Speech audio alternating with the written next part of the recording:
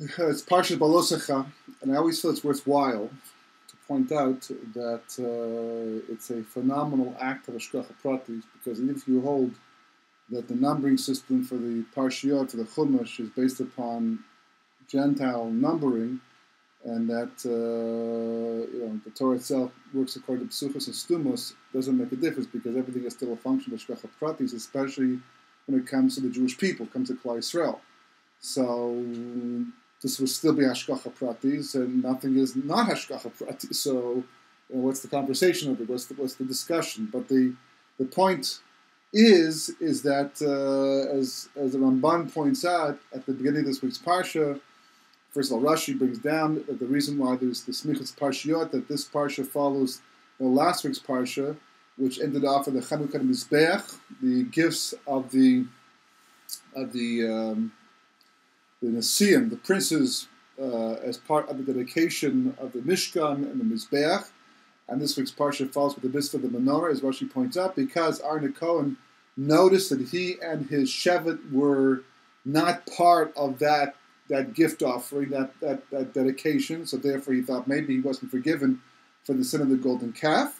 So therefore Kodesh Baruch Hu says, right, by Chayecha, right,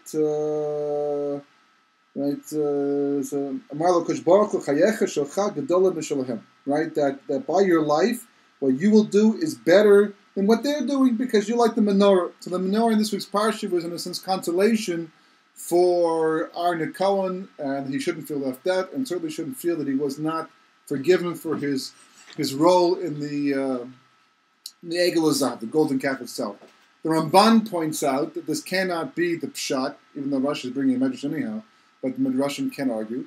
And this can't be pshat, and the reason is because how is this consolation? First of all, that the menorah can be lit by any Kohen, right? And second of all, is that the whole point of last week's parsha was these were the davos, these were free will offerings, these were things that they themselves were compelled to bring to inaugurate the Mishkan and the Mizbech. And this is a mitzvah, it's a tzivur, it's a commandment. He has to do this. It's not something that you cannot do. So therefore, how is in fact is a consolation? So that's what the Ramban says. So therefore he says, really rather, the consolation was more of a nevuah, to allude to the fact that there will be a second Chanukah HaMizbech and the Beis HaMikdash in the time of the Chashmonai, when the Kohanim at that time will take responsibility and go to war against the Greeks, and they will rededicate the second Beis HaMikdash, and that's long after this is all over.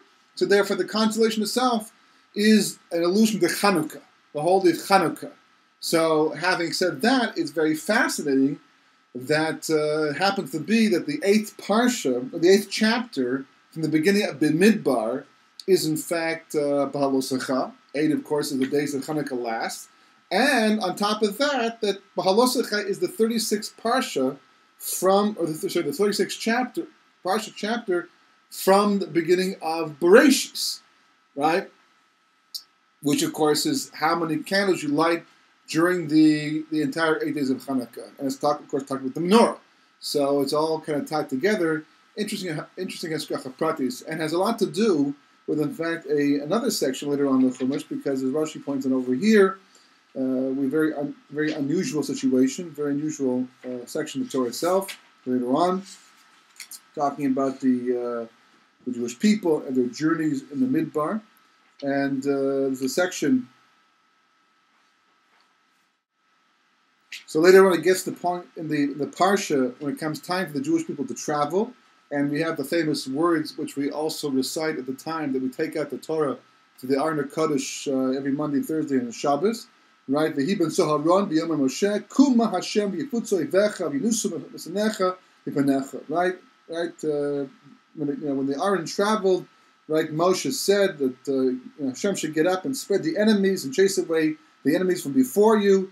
Right, Uvnucha Yomar Tshuva Hashem Rivavos Alfi Yisrael. Right, and this section is actually encompassed or surrounded by two osios, two letters, unusual in the Sefer Torah itself, and they happen to be nuns, but they're upside down nuns, not just nuns themselves, but the nuns themselves are upside down. Nun hafuch, right, as it says right here, nun hafucha, right, over here nun hafucha, and down here nunafucha. So the Gemara explains the reason why the separation is because of the fact that this section of Torah does not belong here. That rather goes back at the beginning, at the midbar, when it's talking about setting up the camp, according to the different shvatim and the degalim, the different flags, and it belongs back there.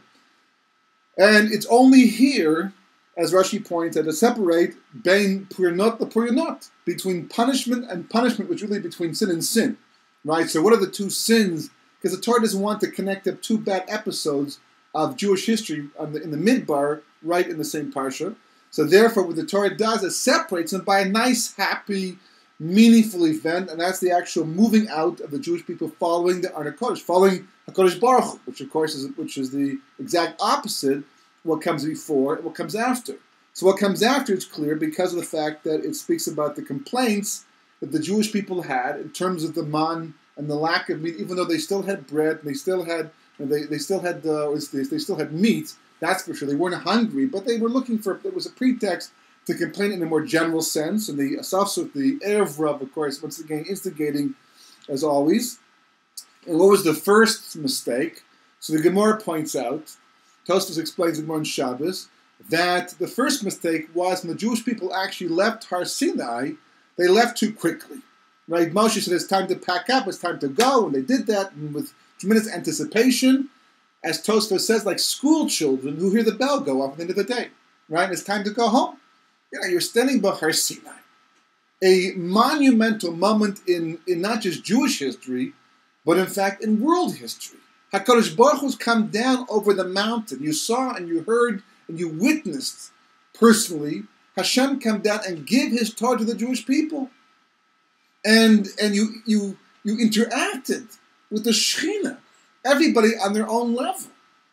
When it came time to go, the Jewish people should have said to Moshe Rabbeinu, "No, can we stay a little longer?" Like children at a birthday party, or like kids who are involved in something that they enjoy doing. What do? When the parents or the teachers say it's time to go, right? The kids will make a point of complaining and saying, "We don't want to go. We want to stay here instead. We want to enjoy this experience more. Just 5 minutes more, 10 minutes more." Right? They don't do that. Instead, they pack up and they go as if it's the most exciting thing in the world they could possibly do. Ki'ilu, they didn't enjoy the experience. That's called the chet. That Tosfos explains to be the chet, the first chet over here, that the nun hafuch comes to separate from the second chet about complaining about the food itself. But why dafka two nuns upside down? Why not right side up? Why not two yuds? We're talking about quotation marks in a sense. Two yuds, or there's all kinds of ways to make a separation. Because Baruch Hu can do whatever He wants, right? You name it. But why dafka nun itself? So where do we hear the concept of nun hafuch? Of course, nafuch, right? By the Megillah, the story of Purim. Nun hafuch, over there, right? That nafuch means that Haman, right, which we won't go into right now, but we spoke about before in the past, Haman is the same as Haman, the man, which was coming to teach the Jewish people all about Das Torah, right? It's all about Das Torah. And Haman can also be Hey Nun. The Jewish people are Nun, meaning that the neshamas come from the Nun Shar Bina, that they're filled with the Nun Shar Bina, because they're filled with the Organuz, the hidden light of creation. That's all a different parshah to itself. But the point over here is that Nafuch means that even though Haman was having his way against the Jewish people, HaKadosh Baruch Hu came along and turned the situation over. And made it, right side up. Because it was upside down. Because the Jewish people were upside down. In fact, that's the definition of a chet. Ein adam chayte el shenichtas baruch shtus, says the Gemara. A person only does a chet when a ruch shtus enters him. When a spirit of insanity takes over his way of thinking. He looks at the world backwards. He looks at the world upside down, but he thinks it's right side up. So therefore, the Gemara in Pesachim, Anun Amud Aleph, says that when the son of HaShavua, he died and went on the way to Olam Haba, but he came back. So it was a near-death experience. And his father asked him, you witnessed something tremendous. Obviously, you were able to see beyond the physical world in which we live. What did you see? And he comes back and he says, an upside-down world. What's up over here is down over there. What's down over here is up over there. And his father says, no. Rather, you saw the world right side up. This is the upside-down world.